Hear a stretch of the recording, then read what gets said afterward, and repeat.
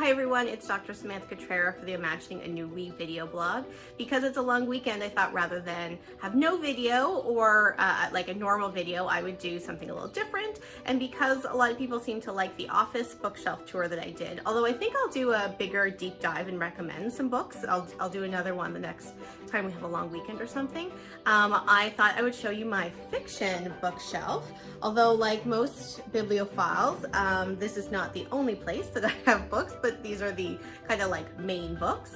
I did this thing a few years ago where this is in no way novel or special. I just want to be very clear about this. That I had a tendency to always buy books but never read them because I can abandon books really quickly. Like, nah, I'm not feeling this. So I started this thing where I just used my public library, again, not novel, to read as many books or to take out as many books as I wanted. And then I would just buy the ones I actually liked. And so I would take out like over 100 books from the public library, shout out to the Toronto Public Library System, to be able to try like different authors, different genres, different time periods. And that was pretty cool. I really enjoyed doing that.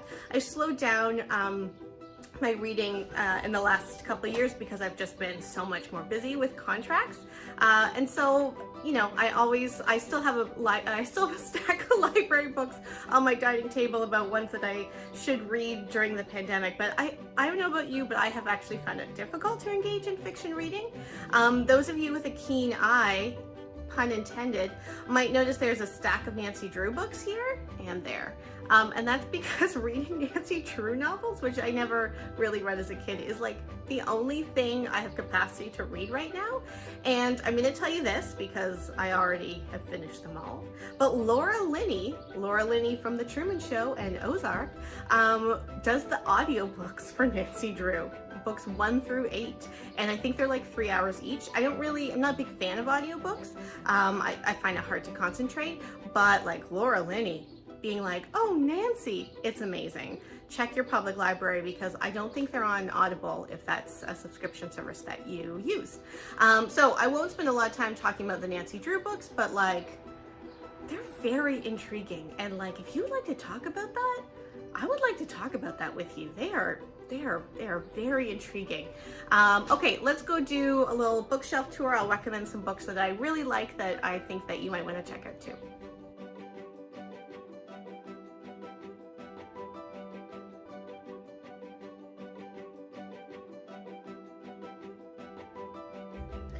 This top shelf is supposed to be series, and then over here is young adult books, although the organization doesn't always stay. You can see I'm missing one of the Hunger Games books. It's a Scholastic series. If you have that first book and you want to sell it to me for like 10 bucks, I will take it. I lent it to someone and I never got it back. Jurassic Park, just watched the movie. Those three right there though, oh, nope, you can't see that. There we go. Those three at the end, that's the Toronto trilogy from Austin Clarke. It's about West Indian immigrants in Toronto in the 1960s. Very underrated. Definitely check that out.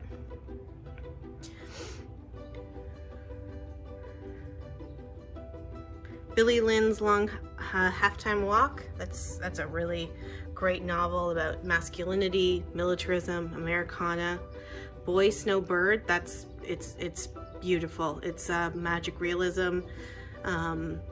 Like not Latin American magic realism, but that kind of style. The Dinner, that's a crazy book. Friday Black, this is a short story collection. I saw it originally on Seth Meyers. Very underrated, definitely check that out.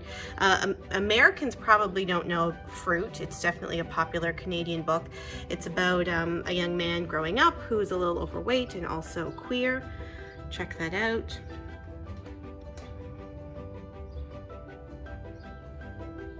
American Street I really enjoyed. Another book came out at the same time. It's very popular, just had a movie. I can't remember the name, but I'll put it right here. That book got a lot more press than American Street, although it came out at the same time. I preferred American Street. Five-Star Billionaire was totally unlike other novels that I've read, but it was really, really great. different points of view. It was cool. The Heart is a Muscle the Size of Your Fist, really awesome about activism and about parental, like generational understanding. Gentlemen Prefer Blondes is one of the only novels I have laughed out loud reading. It's very good. The Help, you know, The Help, a little problematic. And when I say a little, I mean a lot. I did find a copy that had an archival image on the cover, which I enjoyed. And then I also hunted for something like this book, Like One of the Family.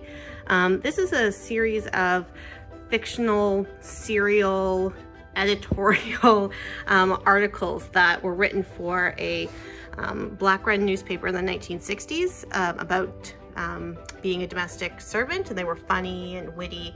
Very good. It's a really good compliment to this type of genre. And I think I have another one here. Yeah, The Secret Life of Bees.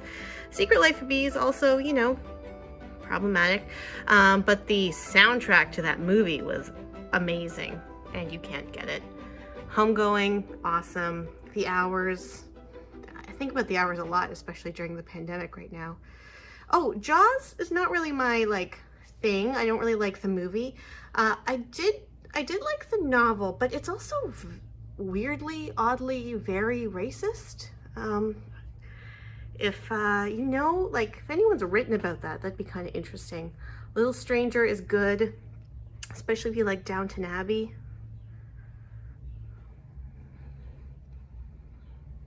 A Morning at the Office right here. This is West Indian literature, also from the 1960s. Really, really excellent. Maud Martha, really, really excellent.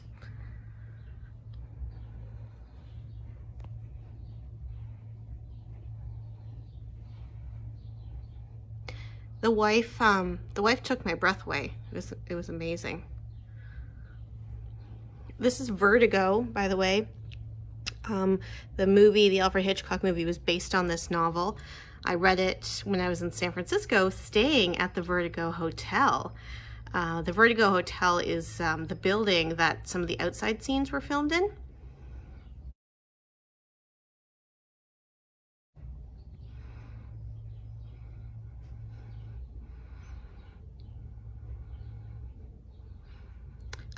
Every teacher should read Scarborough, especially teachers that teach in the city. Scarborough, for American and British audiences, is a municipality just outside of Toronto, although it's still technically Toronto, the GTA. Yeah, it's just about it's about all the different communities and experiences that impact our classrooms.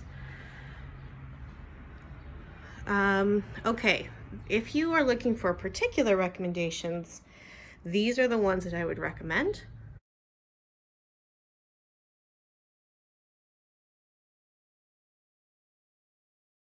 So that was a little bookshelf tour. I hope you liked seeing some selections and the books that I have. It's always awesome to kind of share ideas about books, but also share ideas about life that we've gotten from books. So connect with me on Goodreads. Let me know in the comments if you've read any of these books, if you have any recommendations, if you have that first Hunger Games book that you can give to me or sell for me. I mean, I'm not gonna pay $100, but I'd pay 10. It was really great sharing the shelf and reliving some of the memories. So anyway, have a nice long weekend if you are celebrating, and we'll see you later in the week.